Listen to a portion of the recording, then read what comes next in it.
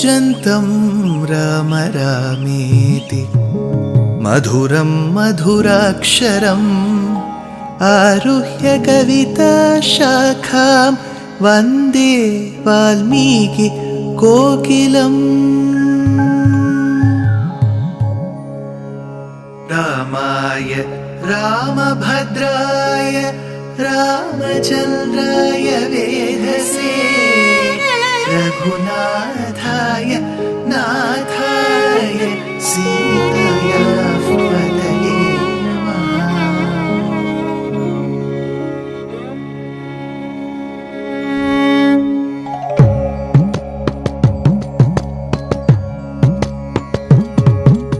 जयत्याश्रितसन्त्रास ध्वान्तविध्वंसनोदयः प्रभावान् सीतया देव्या परमव्योमभास्करः परमव्योमभास्करः।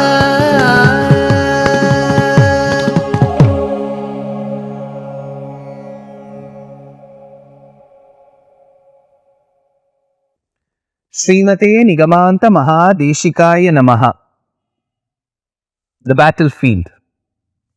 Single-handedly standing Rama. Well, he could have received the assistance of another great warrior called Lakshmana. But you know what Rama does? Upon understanding from Lakshmana that there is a huge pile of dust that is coming, that indicates that a huge army is marching to avenge the humiliation meted to Shurpanakha, he says, Lakshmana, take Sita into the cave. There is a cave atop the hill. Take her there. From that hill, from that cave, both you and Sita can watch what is happening on the battlefield. Lakshmana says, my dear brother Rama, it is better that I also join you. Rama says, no. Both of you stay at the top and watch how the yuddham is going to happen. I can manage. Lakshmana did have an opportunity to argue with Rama.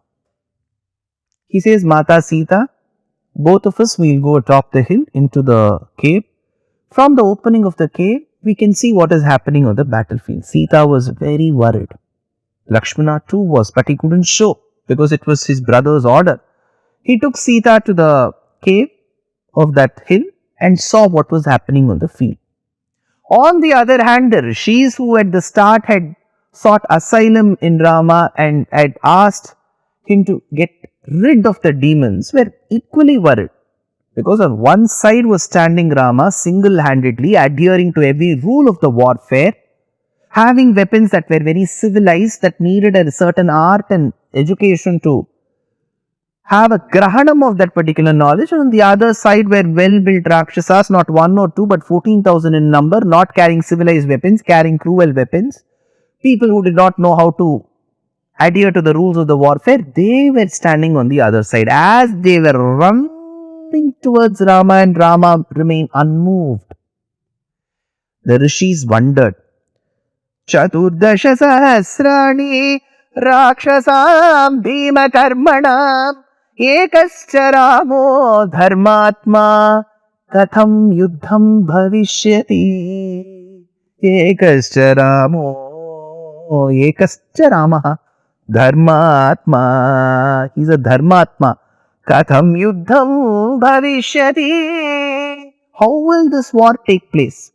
As they were running, Rama was still unfazed. He was standing. As they were running, Rama stood unfazed. As they came closer and raised their weapons, Rama had to defend. So he took the arrow from the quiver, placed it on the bow, and as he wanted to aim at it, Kalidasa is amazed in Raghuvamsham. He says, Eko dasharathik kamam yadudhana sahasrashah tetu yavanta yevajo tavamscha dadrusho sataihi. When he took that arrow and placed it in the bow and was about to aim and was again taking the next arrow, there was not even a nanoth gap between hitting this arrow and taking the next.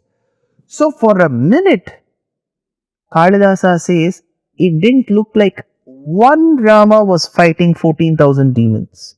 It looked like 14,000 Ramas fighting 14,000 demons. That impactful was that Yuddham. In fact, for those of you who will have the opportunity to read the Moola Grantham of Valmiki Ramayanam, those of you who have read, when you just look into the description of this Yuddham with Khara, Dushana and the 14,000 demons and later Yuddha Kandam, I will tell you from my side, this Yuddham is more fierceful. Rama fights. As he fights in a period of 1.5 muhurtas, he is able to vanquish all the demons. When I say the word all, I am very careful because in the bracket you have to put -1. I will tell you that -1's story later. So all of them were vanquished. Now Rama was, see, Valmiki projects Ramayanam in a very realistic fashion because it happened. As it happened, he projects. Any person who fights the opposite demon or any person will also be equally hurt. Though Rama was able to successfully vanquish the 14,000 demons, he too had to take certain wounds on him. So his body had many wounds and blood was gushing out of those wounds. So he was equally damaged. He had to bear the brunt of that Yuddham. So it is not like one of the modern dramas where the hero remains clean, shaven even after a Yuddham. This is a realistic Yuddham. Now Rama turns to Sita. He has been fighting the demons. He was able to vanquish the demons. He now looks at Sita. Sita is at the opening of the cave in the mountain to check what is the outcome of the Yuddham. Lakshmana too is eager with Sita. The moment they see Rama turn after having vanquished, comes a gem of a shlokam. Tam drishtva shatru antaram maharshinam sukhavaham babhuva srishta vaidehi bhartaram parishasvaje. Tam drishtva shatru antaram maharshinam sukhavaham babhuva srishta vaidehi bhartaram parishasvaje. Tam. The commentators have commented for over 10 pages on this one shloka. They say, Tam drishtva, after having looked at him, who Rama, that Rama who is denoted by him, Tam, what does that him suggest? Who is that him? He is that same him, the commentator says, whom Sita in Ayodhya Kandam said, when Rama said, Sita, don't come to the forest, it's infested with thorns, very, very poisonous plants, wild beasts. You may not get the comforts what you get in Ayodhya, don't come with me.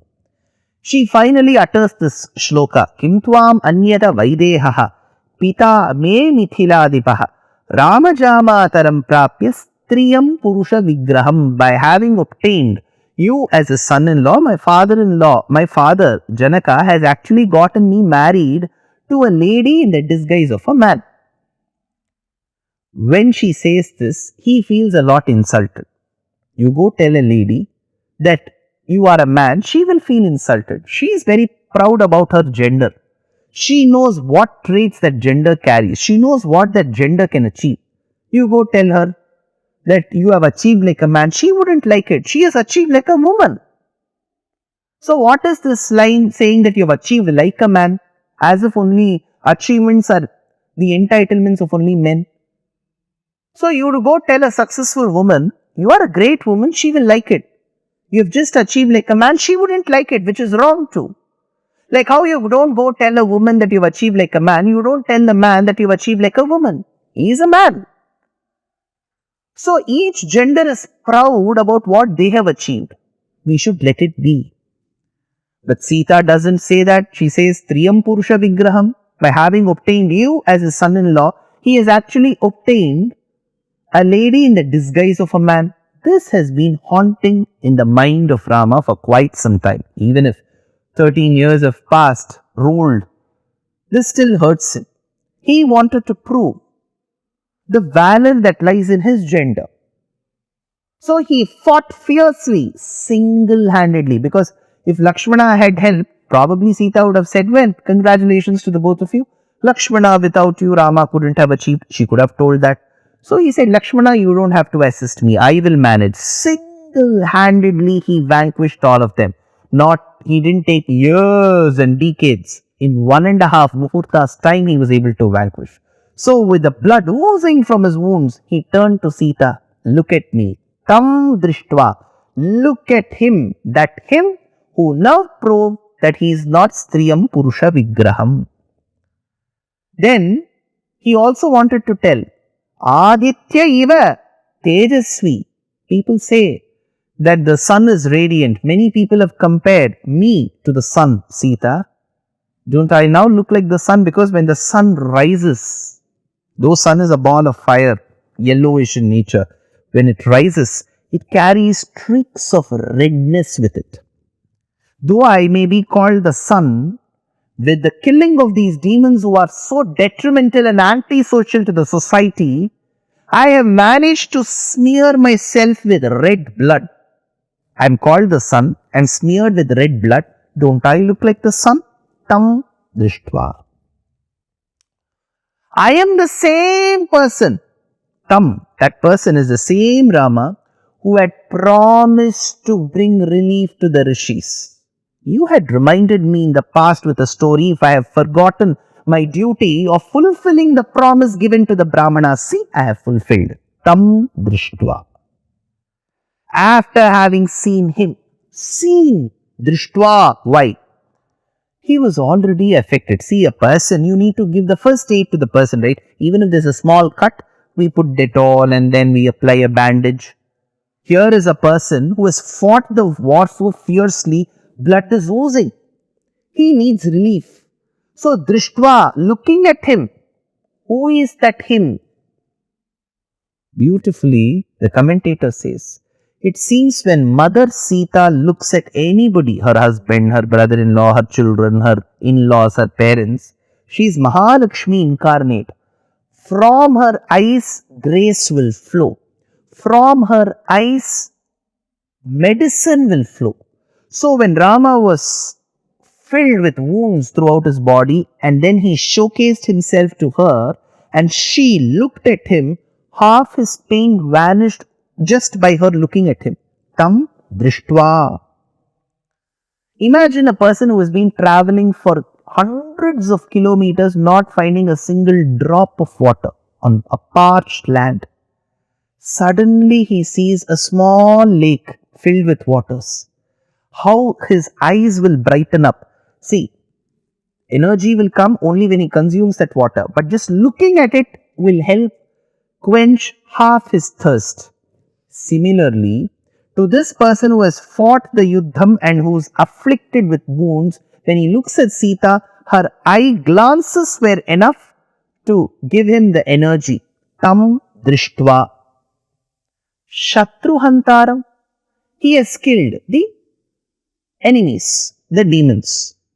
At one level, fine, he has managed to kill those demons. But tell me, to Paramatma, the entire world is his body, is his creation. He says in Gita, Samoham sarva bhuteshu, Arjuna, I treat the world equally. If he is so impartial, if he is so truthful, on one side he protects certain devotees and he kills these demons. A person who is impartial, will he kill? Is it right for Rama to have killed these demons if he is so impartial? Why did he kill? Why does Valmiki say Shatruhantaram? Next episode. Dear Astika reader, I am happy to be authoring a 2-part book on the Ramayana in English. The first part is slated for release in the year 2024. The book aims to recreate and retell the Ramayana of Valmiki, conforming to the ancient commentaries and other allied literature. To receive notifications of the book release, kindly register with www.deshikadaya.org/books. Namaskaram.